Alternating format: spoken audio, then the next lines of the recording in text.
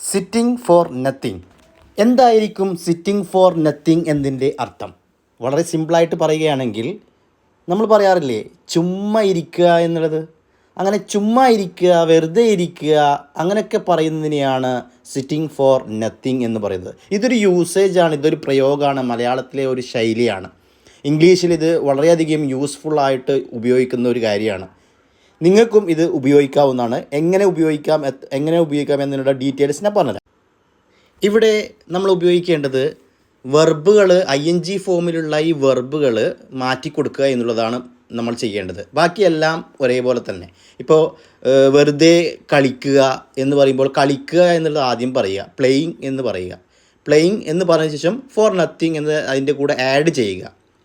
അതുപോലെ ചിരിക്കുക, വെറുതെ ചിരിക്കുക എന്ന് പറയുമ്പോൾ സ്മൈലിംഗ് ഫോർ നത്തിങ്. അതുപോലെ അങ്ങനെ ഓരോ